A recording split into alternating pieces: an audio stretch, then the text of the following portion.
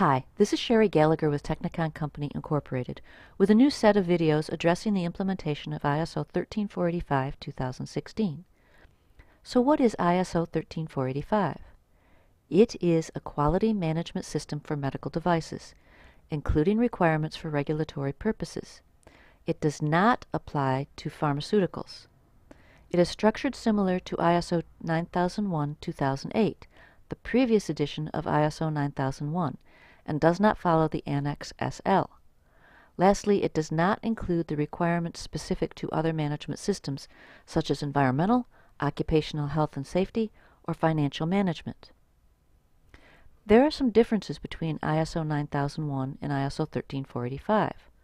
When the 2015 edition of ISO 9001 came out, the numbering of sections between the two standards differed because ISO 9001 now follows Annex SL.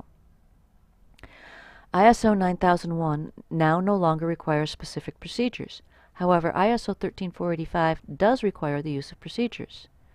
ISO 9001 added the term documented information to address both procedures and records, whereas ISO 13485 still utilizes the terms procedures and records. ISO 13485 has a specific section on medical device files and their content, and a section on meeting regulatory requirements. This has never been a specific requirement of ISO 9001. However, regulatory agencies should be considered interested parties when implementing ISO 9001-2015. Finally, ISO 9001 no longer has a section on preventive action and considers it part of corrective action. ISO 13485 does have a section on preventive action. That is most of the key differences between the two standards. Both new versions of the standard, ISO 9001-2015 and ISO 13485-2016, do have similarities.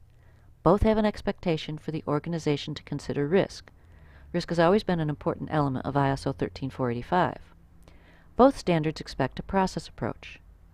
Both standards utilize a management review for improvement in communication. Both standards require resource management, including personnel, materials, and equipment, as well as control of the work environment. Both standards have a section on the planning of the QMS, design and development processes, control of suppliers, controlled production, and monitoring and measuring performance to create improvement. Simply put, there is no conflict between implementing ISO 9001-2015 and ISO 13485-2016 in the same organization. If you want more information about ISO 9001, there's a whole series of videos on it. But for now, we're going to focus on ISO 13485-2016. ISO 13485 specifies requirements for a quality management system, or QMS, that can be used by an organization involved in one or more stages of the life cycle of a medical device. The standard applies to component manufacturers and service organizations, as well as manufacturers of the finished devices. There are multiple jurisdictions with regulatory requirements for the supply chain of medical devices. If you are looking at implementing ISO 13485, you must know if you need to comply with European standards or Australian regulations. Those companies implementing ISO 13485 are expected to identify the organization's role under the applicable regulatory requirement. So they need to know, are they the company that reports an incident, or are they up the supply chain and must report to their customer? They have to identify who is the regulatory authority. Is it just the FDA, or do they also need to meet Health Canada? Companies implementing ISO 13485 are expected to identify the regulatory requirements that apply to its activities under these roles. So, does the company have the responsibility and authority to recall product? And what documentation is needed to be kept, and for how long? And finally, a company implementing ISO 13485 is expected to incorporate the applicable regulatory requirements within the QMS, which means there should be procedures for reporting to regulatory authorities and/or their customers, and they should be implemented procedures for traceability. Throughout ISO 13485, the phrase "as appropriate" is used.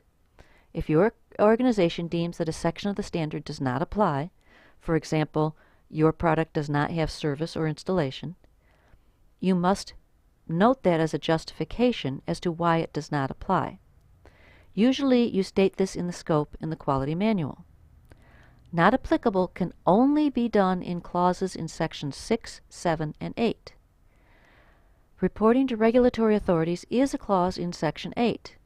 However, if the organization is design responsible, then they must report to regulatory authorities, so that clause cannot be deemed not applicable, even if they are a component manufacturer. Now, the important thing for us today is that all the requirements in section 4 and 5 must be implemented. None of them can be excluded or determined as not applicable. The term risk in ISO 13485 pertains to the safety or performance or the regulatory requirements of the medical device. It is not talking about ISO 18001 or ISO 45001 or OSHA, but the risk of the device to the patient or user. Terms and definitions utilized in ISO 13485 are found in ISO 9001-2015, Quality Management Systems Fundamentals and Vocabulary, or in Section 3 of the standard. A process approach must be utilized. The process approach must emphasize understanding and meeting requirements. It must emphasize the processes in terms of the value they add.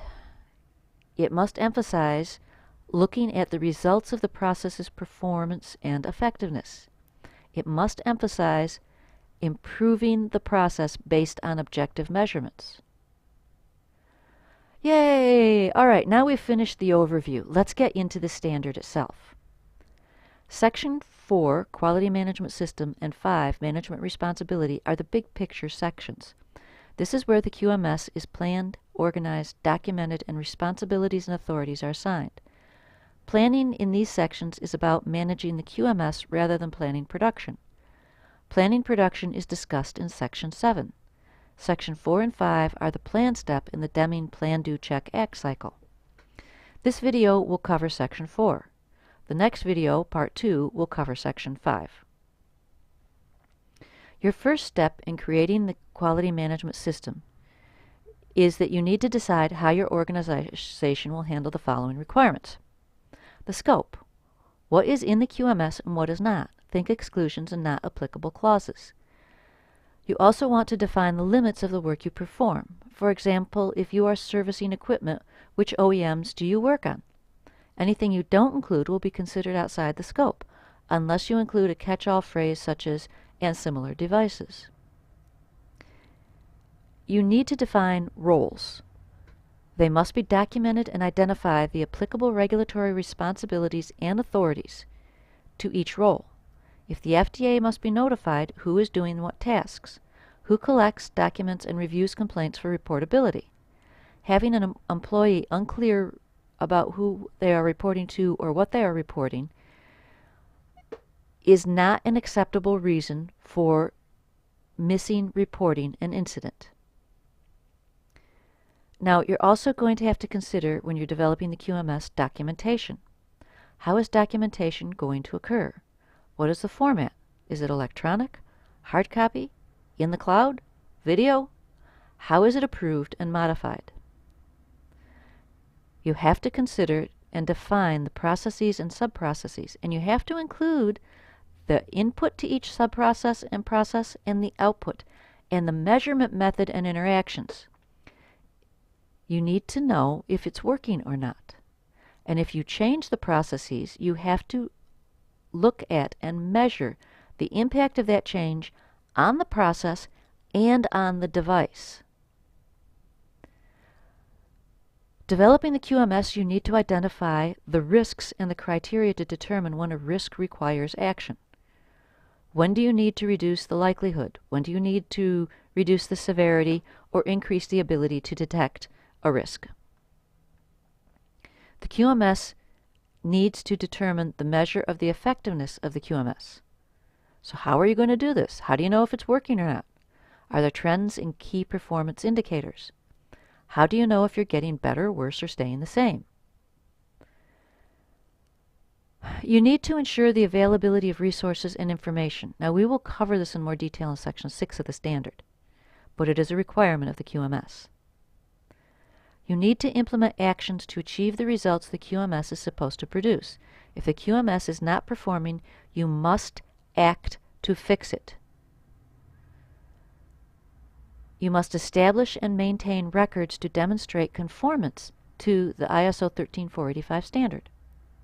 You must control your suppliers. You are responsible for what they make and its impact on the medical device. You should have written quality agreements with your suppliers. Responsibility for risk cannot be passed back to the supplier for ISO 13485. And you must have procedures to document the validation of software used in the QMS. And software must be validated prior to initial use. Now, this is a new requirement for 2016 revision, and there is some discussion among auditors as to what this means. Most auditors recognize that commercially available software, such as Microsoft Word or Excel, do not need to be validated, unless you are controlling the QMS using macros that you have written into one program or the other, in which case those will need to be validated. Most auditors, but not all, agree on this. The only software that is used to test the effectiveness and conformance of the product needs to be validated.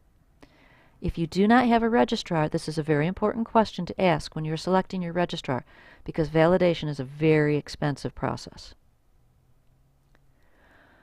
Okay, that summarizes the big decisions that need to be made just to develop the quality management system. The next step is to get into the details, and the first detail is documentation. ISO 13485 requires specific documents. You must have a quality policy. You must have quality objectives. You must have a quality manual. You must have documented procedures and records to demonstrate compliance with ISO 13485 and all documentation required by your regulatory agency. Let's start with a quality manual. It must include the scope of the QMS and reference documented procedures. I would recommend referencing procedure titles and numbers, but not revisions, or including procedure content in the quality manual to avoid unnecessary, non-valuated work or conflicting statements, especially when you come to revise them. The quality manual also needs a description of the interaction of the processes. One of the most effective ways to do this is with a diagram.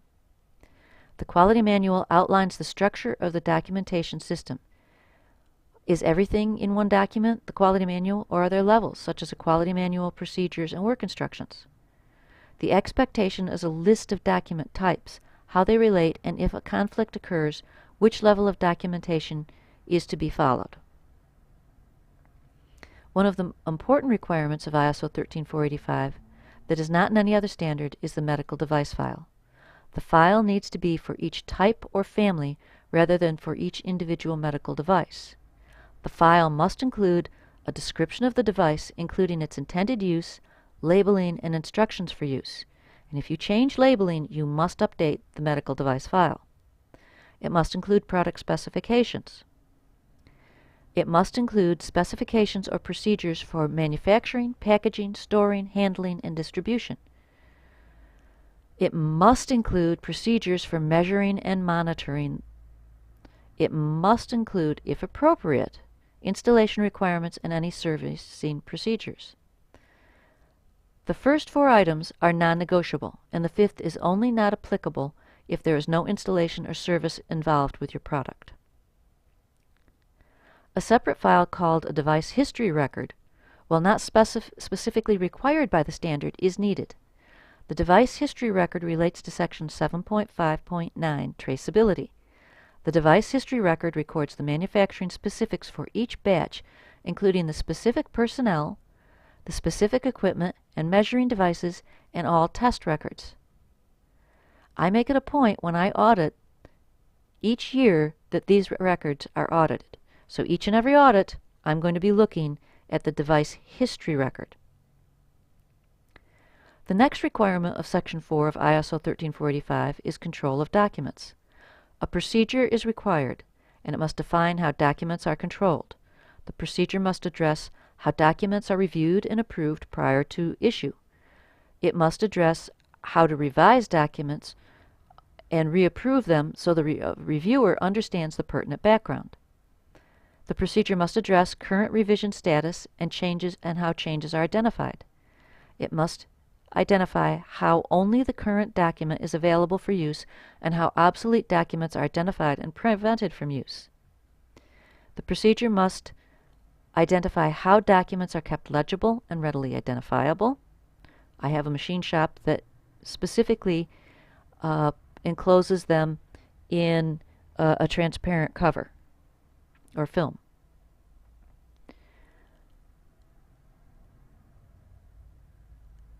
The procedure must document how documents are stored to prevent deterioration or loss, and the procedure must document how long documents are kept. Now, your company has to be careful with this one, as obsolete revisions of documents controlling the manufacturing process, think of work instructions, have to be kept for at least the life of the product and retained according to regulatory authority requirements. So if your regulatory authority says life of the product plus 2 years, you must implement that in your standard and your procedure. There's rather a lot to think about when designing and implementing your documentation system. Once the documents are controlled, your company needs to look at how it will control records. I am sometimes asked what is the difference between a document and a record. The easiest explanation I can give is a document tells how to do the process and a record shows exactly how you did the process. For example, a work instruction on how to weld a component to a medical device is a procedure, a form that records which welder, which personnel, and what lot of rod is used is a record. The records procedure should address identification, storage, security and integrity, retrieval, and retention time and disposal. Now, understand that the retention time must be the life of the device, but not less than 2 years. And finally, the procedure must address how they protect confidential health information if it's contained in the records. Okay, take a deep breath. We've finished with Section 4 of ISO 13485. The next video covers Section 5, Management Responsibility. Management responsibility is focused on planning and communication. So there you have the quality management system as addressed in ISO 13485 2016 Section 4. If you have questions or need help implementing the standard, please email us at technicon1986@sbcglobal.net or go to our website www.technicon.com or call us at 708-814-3685. Have a great day.